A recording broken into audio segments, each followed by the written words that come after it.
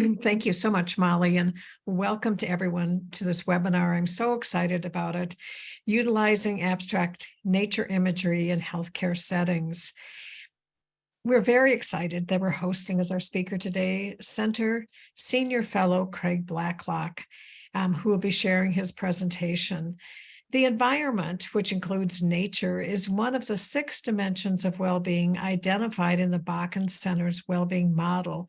There are few people who have spent as much time in nature, observing nature, and sharing these experiences with people as today's presenter, Craig Blacklock.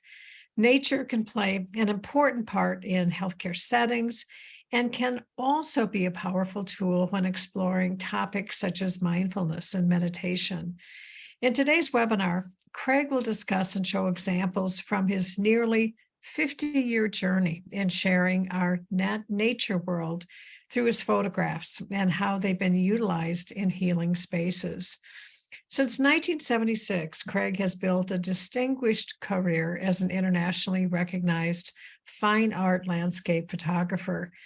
Craig's 19th book, and I'll repeat that, 19th book, it's hard to imagine, is titled Light Waves, Abstract Photographs of Reflections from Lake Superior.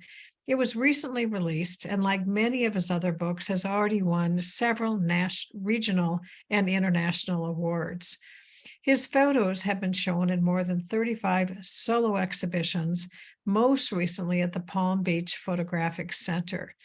We are extremely proud that Craig is a senior fellow at the Bakken Center and has produced many videos for mindfulness-based meditation and contributes beautiful cover photos and written features for the center's magazine, Mandala. Additionally, as so many center employees are fans of Craig's work, you can spot many of his photos hanging on the office and home walls of center employees, and it is my backdrop every day when I'm on Zoom. So welcome, Craig. Thank you, Mary Jo. It's an honor to be here and part of this with you. I'm very excited. As Mary Jo has said, throughout my career, which began in 1976, a lot of my work has been involved with providing photographs for hospital spaces, dentist offices, a lot of healing spaces, and many things, including videos for the Center for Spirituality and Healing. So today I'm going to give you an overview of my entire career from beginning back with my dad just after World War II. But before we get into that, I thought it might be helpful to show one of 3 parts of the video that's based on the book that Mary Jo just mentioned on light waves, so that you know where we're going to be heading to at the end of the program, and you'll be able to kind of watch for precursors to that along the way. So the video is comprised of hundreds of still images that I shot for the Light Waves book, but also knowing I was going to be doing this video. So I shot lots and lots of images in sequence, and then I animated those into this 56-minute video. And the concept for the video in its entirety was to kind of show the story of the universe, beginning just after the Big Bang, the formation of the galaxies and stars and planets and life beginning and volcanism, oceans and atmosphere, and eventually going off into the last death of the stars and life. And the segment we're about to see is the formation of the planets and the beginning of life. So Molly, if you want to cue that up.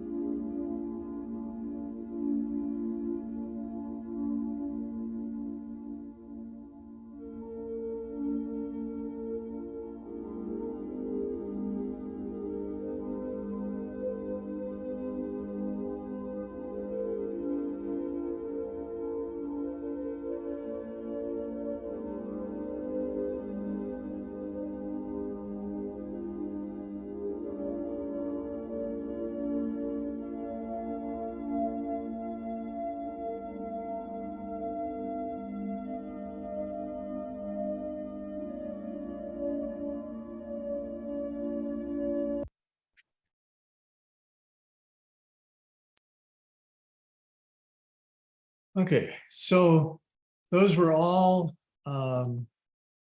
reflections of Lake Superior. And now I'm going to show you some still images. Before I get started, this lecture is a lot of it going to be a part of a larger lecture that I'm doing around Greater Minnesota, funded by grants from Minnesota State Arts Board and the National Endowment for the Arts. So I want to acknowledge that funding. Okay, my career really started in essence with my father's career back right after World War II. He purchased a movie camera, 16 millimeter, and did two movies, one on the overpopulation of white-tailed deer on the north shore of Lake Superior and the other on moose on Isle Royal. And he lectured with those. And then he got a still camera, a 4x5 inch single lens reflex camera, and did a lot of wildlife images and started selling to calendar companies. And eventually our bread and butter as I was growing up was, he did the work for Ham's Beer, Land of Sky Blue Waters ad campaign. So I spent a lot of time in the boundary waters with him doing those images. The beginning of Blacklock photography, as you would be familiar with it today, started in 1968 when he did a book called The Hidden Forest with internationally recognized author and environmentalist Sigurd F. Olson. And the title, The Hidden Forest, talks about what a lot of the things that you would walk over and not really pay attention to. The working title was Design on a Forest Floor. So lichens and mosses and a lot of the small things in the forest. So I joined my dad in 1976 full time. And then a few years later, my first wife, Nadine, joined us. And as a family, we did a number of calendars together. Each of us produced books on our own. We did books together. One of the calendars we did was a wildlife calendar. So I was photographing from the Everglades up to Alaska. Here's a big bull caribou up in Alaska. We did a Western calendar called the High West, a Great Lakes, and a Minnesota calendar. So I traveled pretty much around the country except for the New England area and doing pretty typical nature photography, not only used in our calendars, but dozens of other calendars through stock photography agencies. And these are the kinds of images that were used then and are continuing to be used in healing spaces. They're very recognizable, they're non-threatening. They can be tied to your own location. I'm right now providing some images for a hospital here in Moose Lake, and they're using images that were shot within 5 miles of the hospital.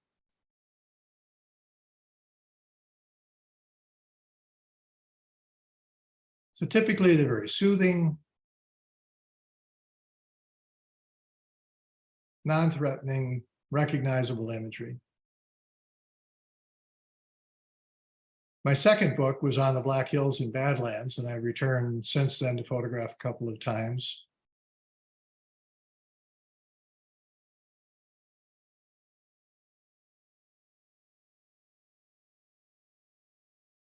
I enjoy photographing large birds. These eagles were shot for a book I did on the St. Croix. This limpkin is down in the Everglades. Roseate spoonbill in the Everglades. Much of my recent work deals with the interface of land and water in wilderness areas. And the two areas in particular would be the Boundary Waters Canoe Area Wilderness, where this is, and then Lake Superior. So my first wife and I did a book on the Boundary Waters in Quetico called Border Country, the Quetico Superior Wilderness.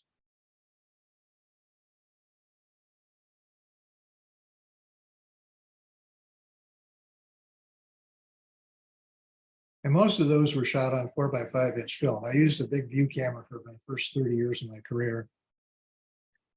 In 1984, I just decided that I wanted to make Lake Superior the bulk of my work as I continued my career, to really focus on Lake Superior. And I started by hiking around areas of the shoreline, but by 1988, I discovered that I really needed a boat.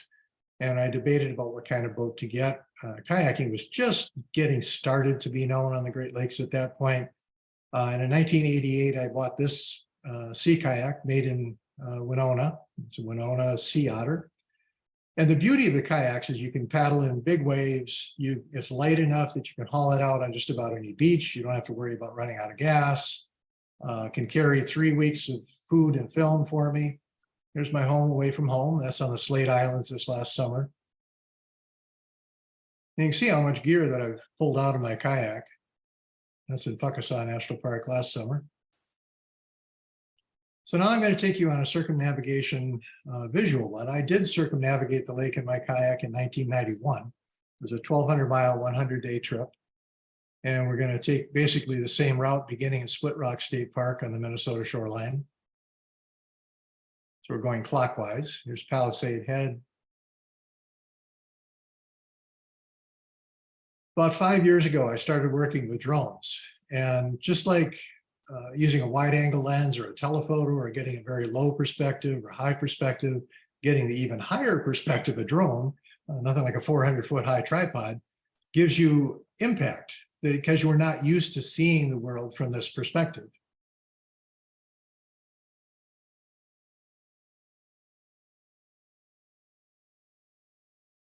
So what you're seeing here is the same subject matter that I'm working with in my abstract work. It's just that I'm showing you an amalgamation of this in the reflections rather than showing the subject matter up on top.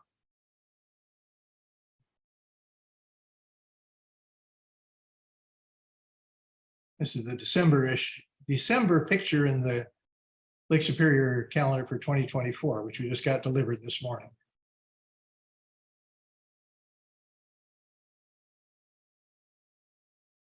Up in Grand Marais, the ice piles up on Artist Point. The Susie Islands and Grand Portage Indian Reservation.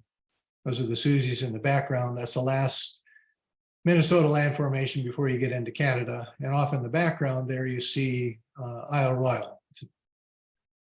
This is Manadoogie gigant's, or little spirit cedar tree, a white cedar that's sacred to the Native Americans.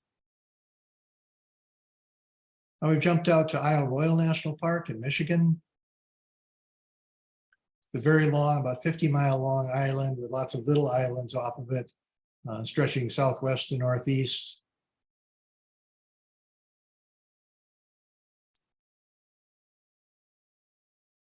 Rock Harbor Lighthouse.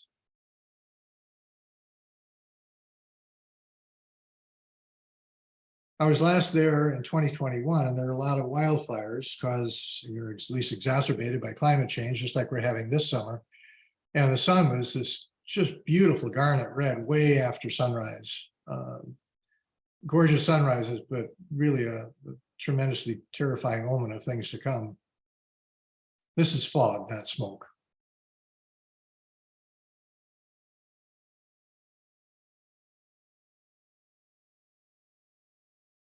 This was taken about 2 weeks ago out on the Simpson Island, west of Rossport, Ontario. This is columnar basalt, same as you would find the Devil's Tower National Monument or Devil's Postpile.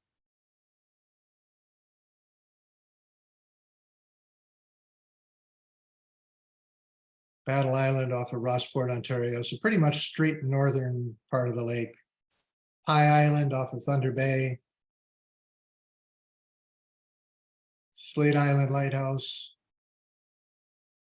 and the Slate Islands, which are named after this slate. It's also on the slates. It's a 7-mile kayak paddle to get out to the slates from Terrace Bay. And this is around on the backside of the island. And this is so remote. I was there for 8 or 9 days. I only saw 3 other boats the whole time I was there. And I had caribou tracks on this beach. And one of the larger woodland caribou herds in Ontario. I'm fascinated by the quartz veins and basalt veins that run through the rocks.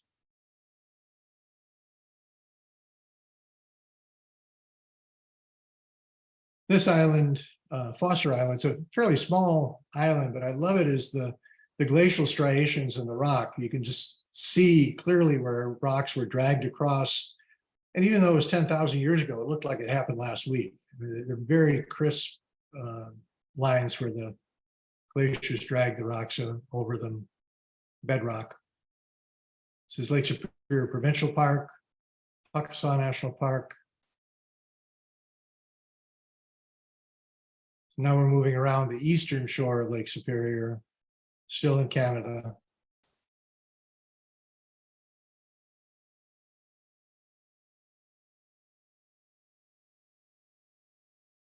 Agawa Rock, this certainly the largest pictograph group, and to my knowledge, it's the only pictographs on Lake Superior. Granite and pegmatite veins, a wave has just washed across it. This is my favorite kind of subject matter to work with. Now we're in the US again. This is Pictured Rocks National Lakeshore. There are 200 or 300 foot high sandstone cliffs, and they have minerals that get dissolved by the water, rainwater percolating down through the sandstone, and it comes out and gets deposited on the face of the cliffs, giving the park its name, Pictured Rocks. The turquoise color is from copper.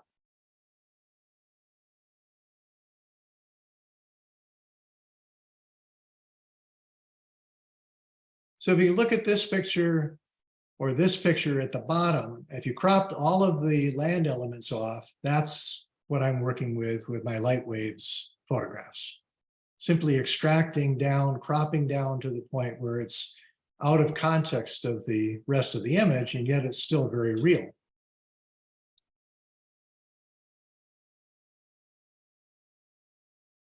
This is the largest sand dune complex on the lake. It's within the eastern boundary of Pictured Rocks National Lakeshore. It's the Grand Sable Banks and Dunes. And west of Pictured Rocks is Grand Island National Recreation Area, which has beautiful ice formations in the wintertime. Folks in Minnesota are used to hearing about the ice caves in the Apostle Islands of Wisconsin, but Grand Island has much bigger ice caves, and you can get to them virtually every winter. You get in behind them and you see this beautiful emerald green color as the light is transmitted through the curtains. Now we're in the Keweenaw Peninsula, a big finger that sticks up into the middle of Lake Superior. And Hunter Point with beautiful rock formations, neat red rock intrusions. To me, this coast is like the east coast of Japan or of Korea and the Japanese Sea or areas of Japan.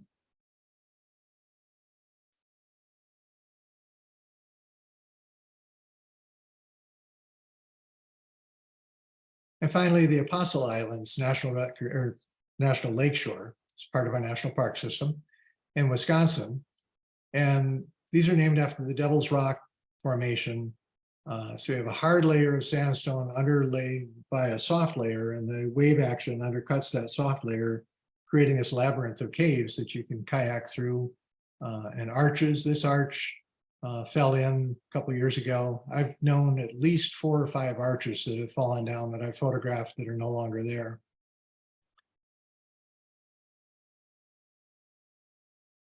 Bird's eye primrose and butterwort plants. This is Devil's Island, Bear Island, Sand Island.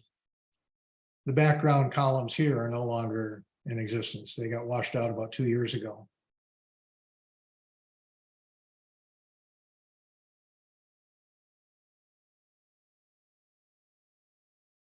This little deer, we think, fell off of a ledge and swam into a cave.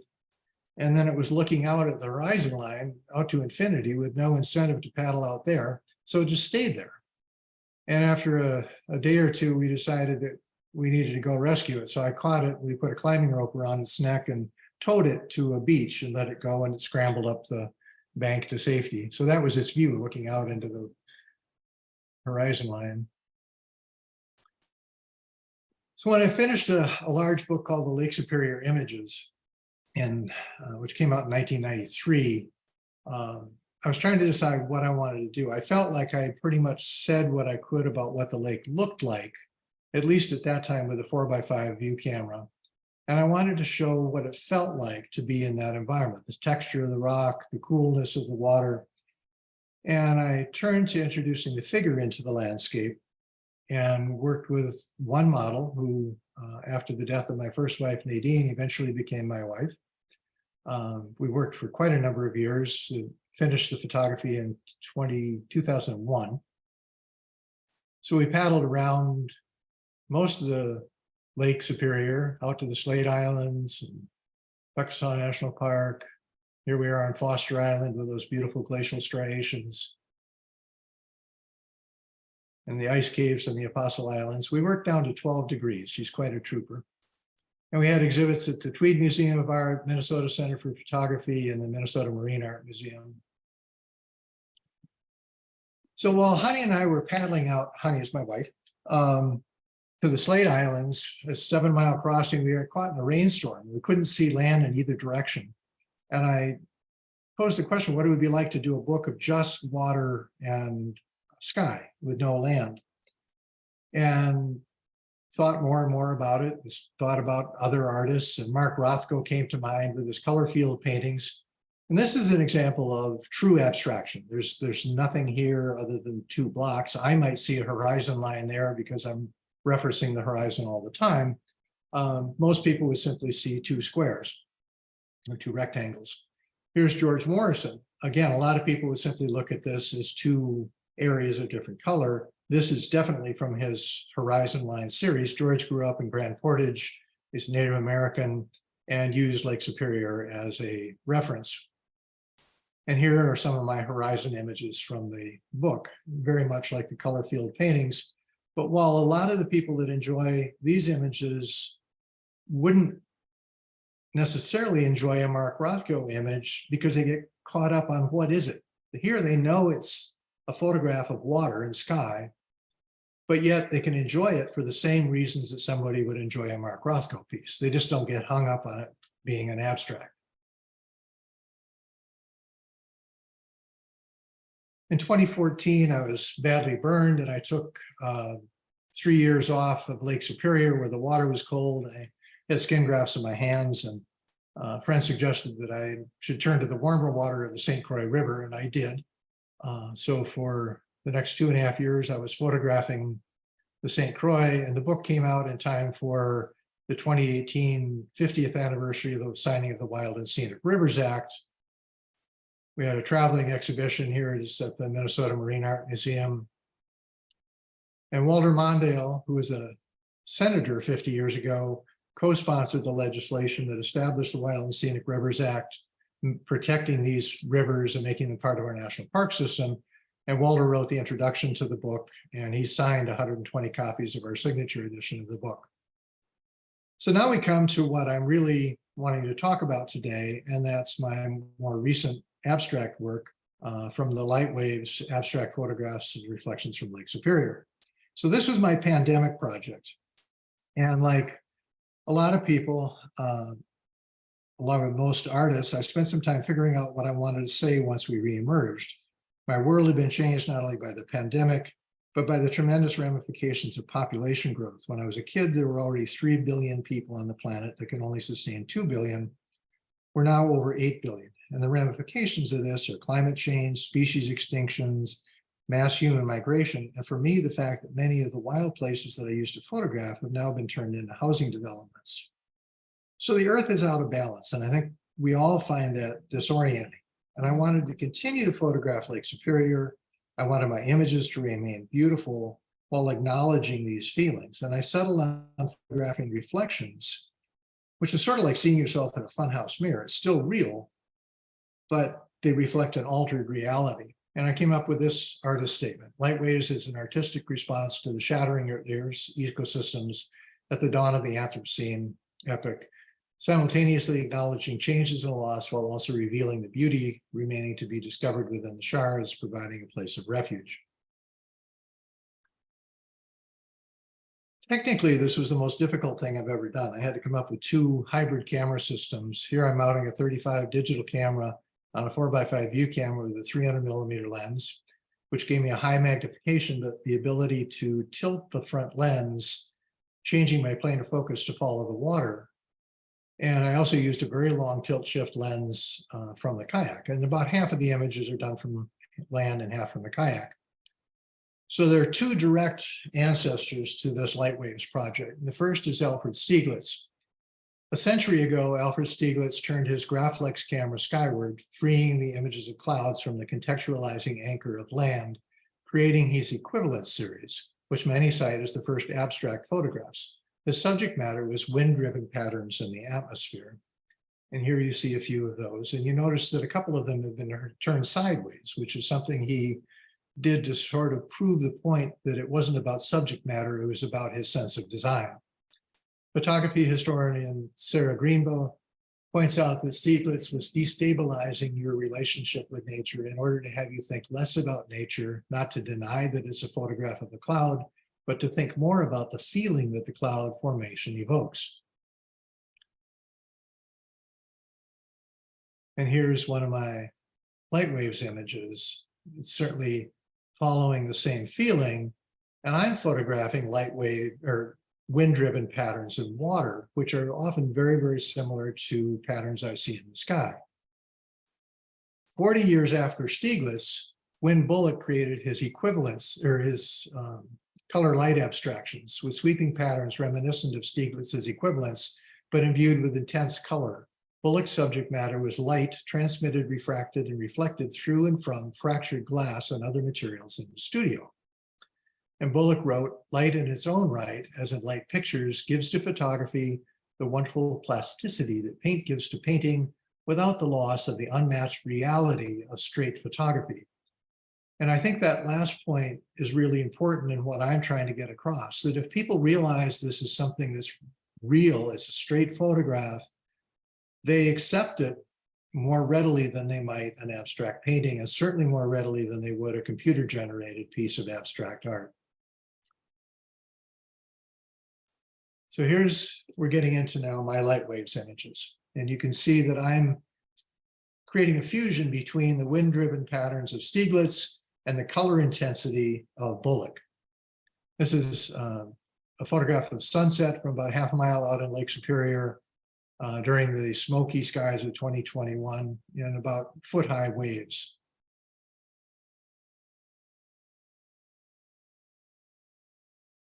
So these are from all around different areas of the lake, which have different things. This is pictured rocks National Lakeshore with the mineral seeps. This is lichens at Shovel Point on Minnesota, with the the lichen-covered cliffs, which are bright orange and blue sky. This is sunrise reflected in breaking waves off of the Duluth coast, up in Canada.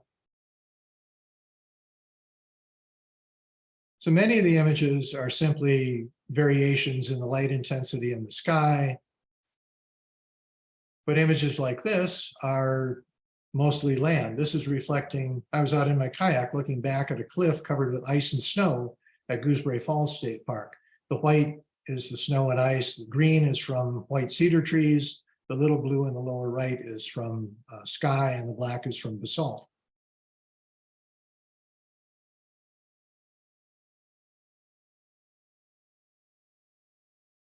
You'll see a lot of these images in the videos. So I'm animating these same still images or sequences of them made at the same time.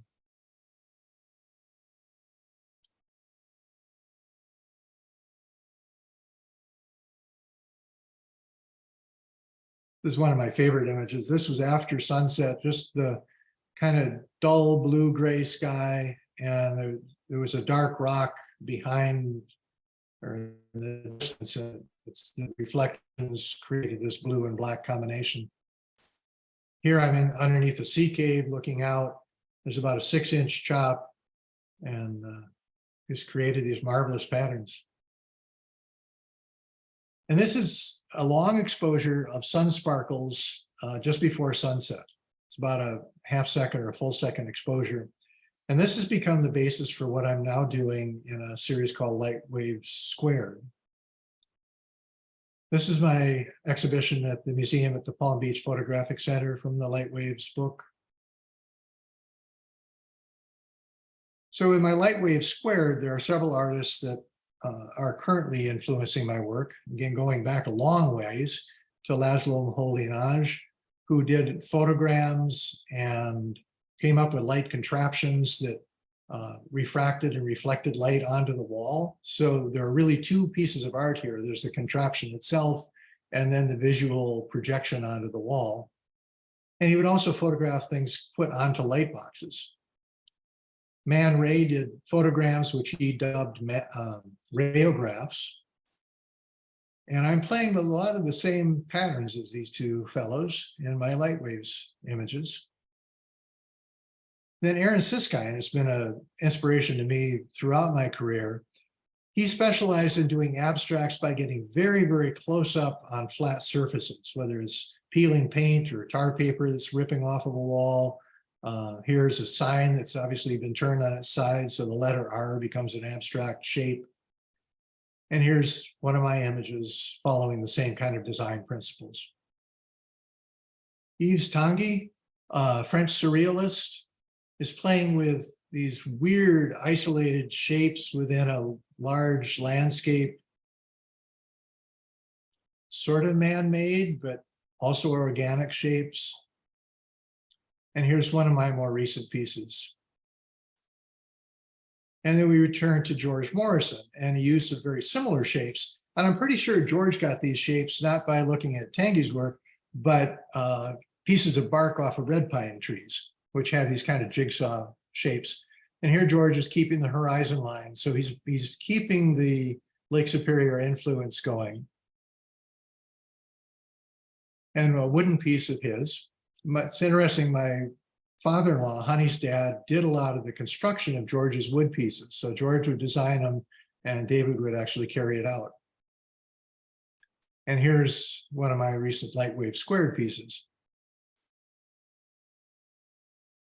See, I'm carrying forward this playful use of these isolated shapes, creating a surrealist feeling to them, playing with positive and negative and contrasting colors.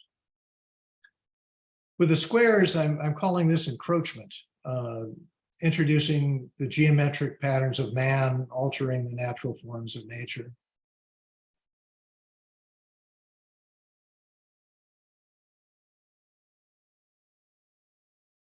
This is a recent piece. I posted this on Facebook, and many people responded to this, seeing wild rice beds or cattails and reeds. It has the feeling of a natural landscape, even though it sparkles on Lake Superior.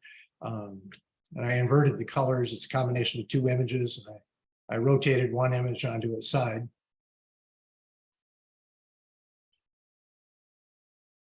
It's very playful. Again, started out as sun sparkles on the lake. It's a combination of three different images.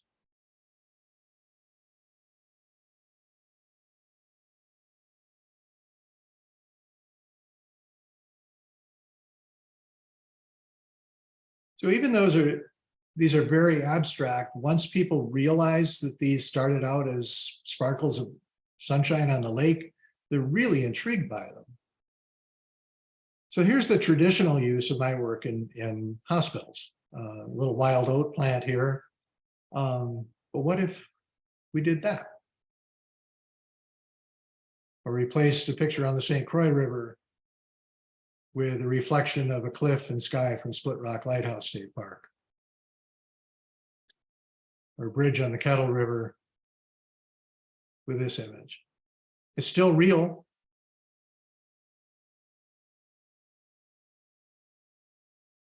So that's all I have for the slides. I have a short video that I did after I was burned that I did for other burn patients. And I just want to show you the first minute of it. It's very similar to many of the things that I've done with the CSH for mindfulness-based meditation. So this was meant to be shown to and used by burn patients.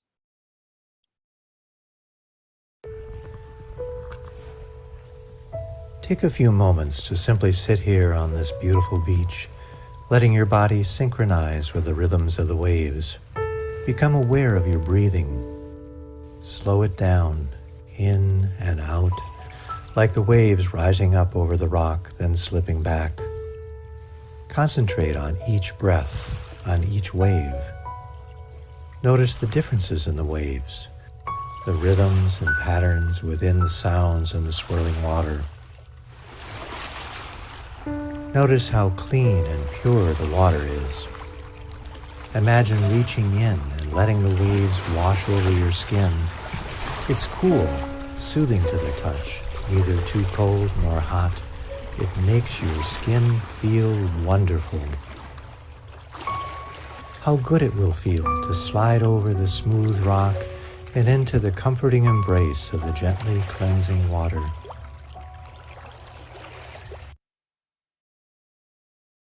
So now by contrast, I'm going to show the last two segments from the Light Waves video.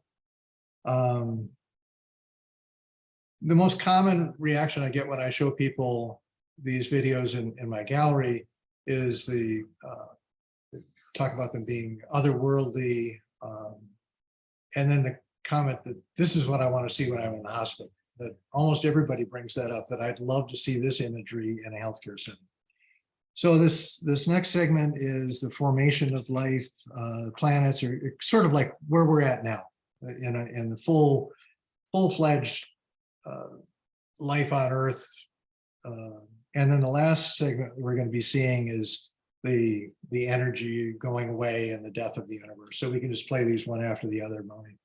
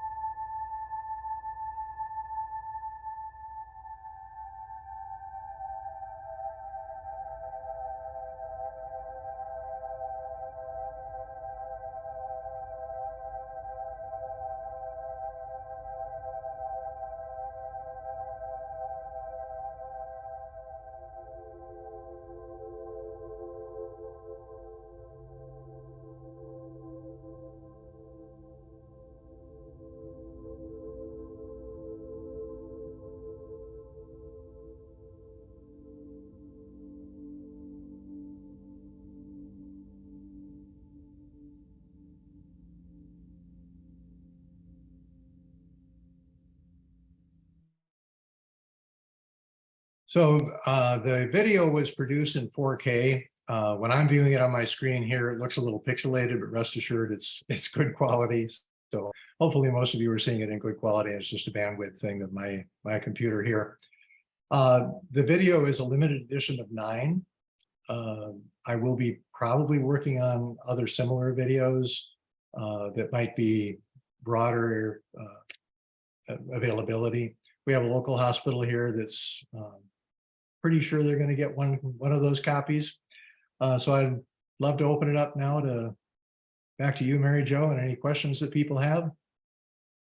Well, first of all, Craig, I want to say thank you so much for this just amazing presentation. I don't know if you've had a chance to look at some of the comments in the chat. I'm going to highlight just a few. People described the video heightens a sense of non-self magic. And somebody else wrote, I literally am feeling an anxiety lifting away. Somebody else commented, just mesmerizing. Another comment, I feel like I'm melting into my chair. So very calming. I want everyone to experience this second film. So amazing, amazing comments and lots of questions, Craig. So I'm going to kick off with a question. At what age and time in your life did you know that you had the gift of photography and that you wanted to do it as your life's work? I was 5. Do you want to say a little My bit more dad did about this that? for a living. I grew up with a camera in my hand. I bought with my own money a little Brownie Hawkeye camera. Got one sitting on the shelf over here. And when people would come to the house, I'd sit them in a chair and I'd do portraits of them very formally, very intentionally. And when I was out with my dad, I would tag along with my little Brownie Hawkeye. And then eventually he gave me a World War II era Leica 35mm. I started shooting 4x5 when I was probably 14 or 15 years old.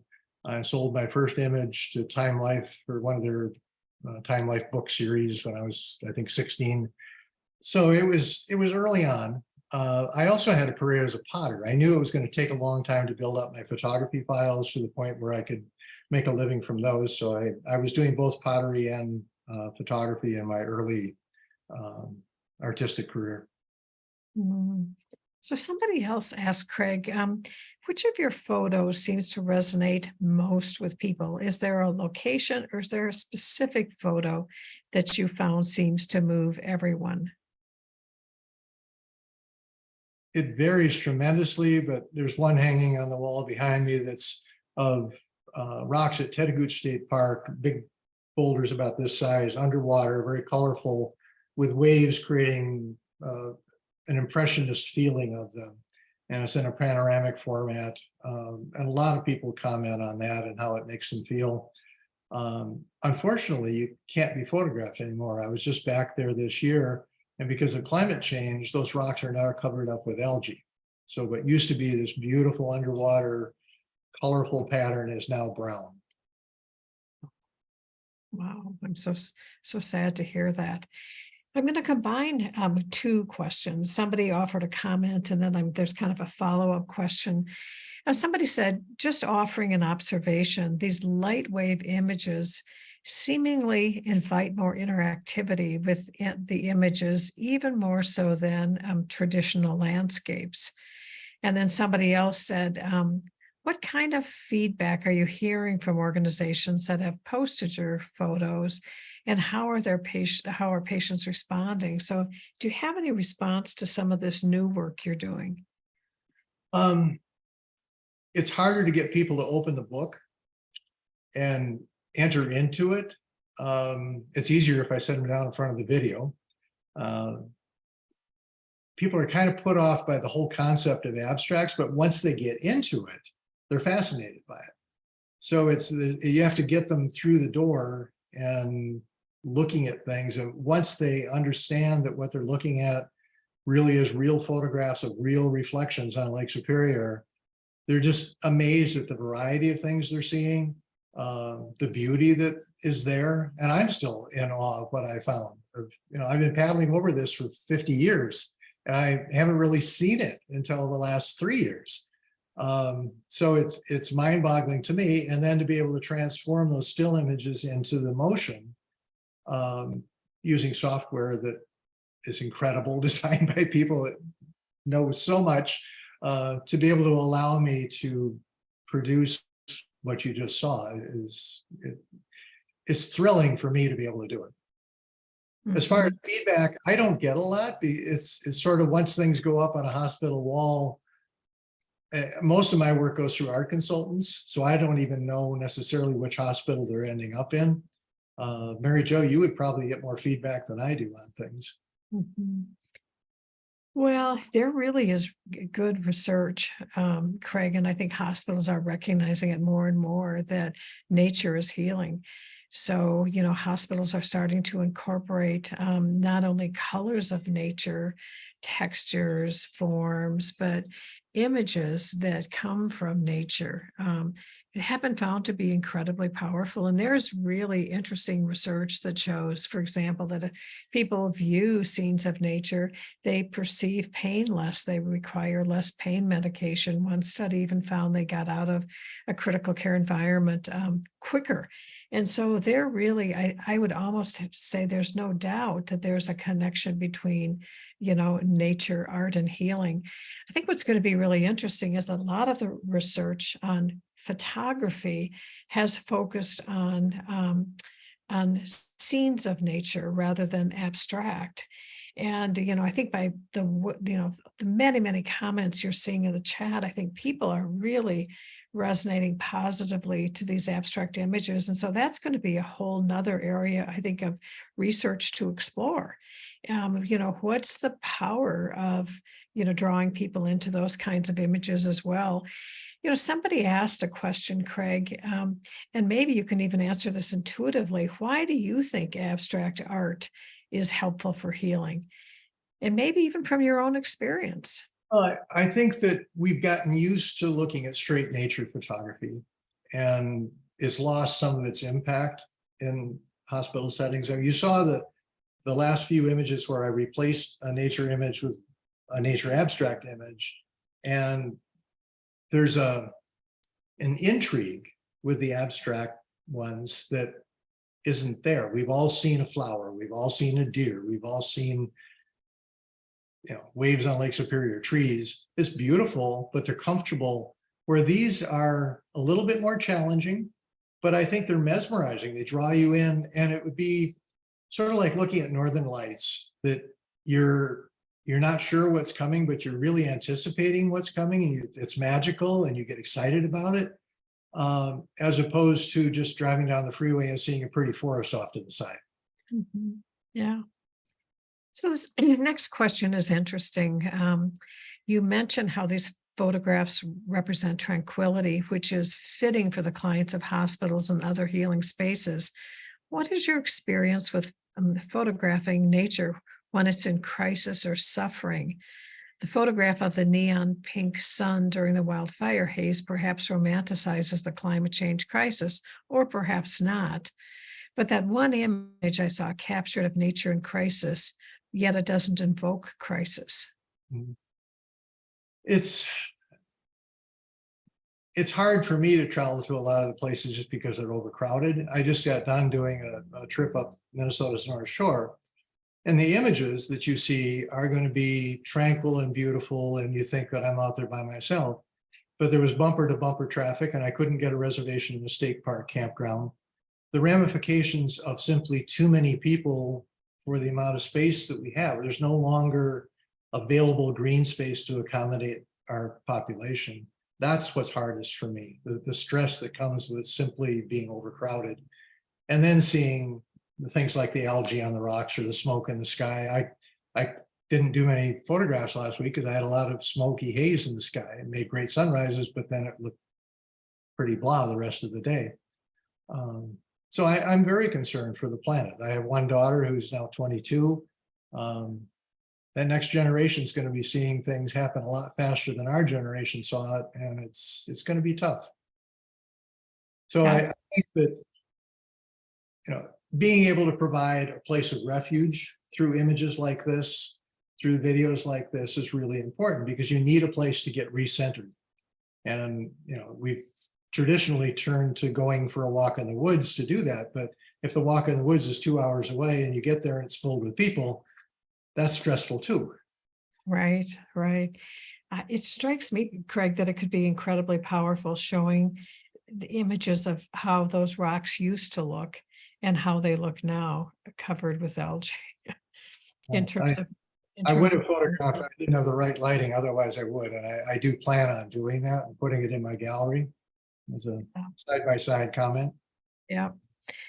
So one person asked kind of a technical question. How long does it take to edit like one photo? I mean, this is such a labor of love. It depends on what type of photo, anywhere from 5 minutes to 2 or 3 hours. Wow. There were 1,400 images or so combined into that video. And then after the still images are edited, then of course I have to do the sequencing and all of the motion and things, and then put it to the music. So the video itself was a couple of months worth of work. Mm. And somebody asked, Craig, what is your educational background and what or who influenced you the most as an artist? Besides, I'm guessing your dad. My dad was certainly the biggest influence in learning about nature, being comfortable by myself, being able to, kayak thousands of miles by myself on Lake Superior. Artistically, I think I got a lot of my sense of balance from his work. Ansel Adams, Elliot Porter, Edward Weston was a huge influence. Andrew Wyeth, Northwest Coast Native American artwork, Korean and Japanese artwork. There's been a lot of different influences along the way. George Morrison's paintings. There's probably early on, it would have been David Milch, another photographer that he kind of pioneered using a wide angle lens and getting very close to a flower in the foreground and having mountains off in the background, that sort of compositional style. So somebody asks, would you consider calling your new work fractal fluency, a term from Richard Taylor's research, instead of abstract? I hadn't heard that term before. I am thinking of using the term lens-based rather than photography, because I'm altering the new work considerably. So it still starts out as lens-based work, but it's being altered so much. I don't care what we call it. I'm just having fun making it. So Craig, the last question's an easy one, but so many people have asked it. How can they buy a video? As I said, this one is limited edition of 9 copies. They're $9,000 a piece. So I envision a big 80-inch TV with a picture frame around it. Somebody wanting limited edition videos to be able to play on that. It's very much now in high-end galleries selling videos the same as you would limited edition photographs or paintings, that you're buying this video as an art piece. I would be happy to come in and do lectures for people if they wanted to have this similar lecture modified, not so much on the wellness part of it, but what I'm doing for the State Arts Board. I have that grant, so I'm not charging for the lecture as long as I can sell my books and things after the lecture. So if people are interested in booking me for that, they could watch the whole 56-minute piece at some point. Well, Or come thank to you. my gallery. Or come to your gallery. Craig, thank you so much. This has just been an astonishing hour, truly. I also want to acknowledge and thank all of our staff at the Bakken Center, especially Molly Buss, who helped so much today to make today's webinar possible. If you'd like to purchase Craig's books, photos, or learn more about his work, we will also be sending you the link to his website in the follow-up email, or you may visit the Blacklock Photography Gallery in Moose Lake, Minnesota.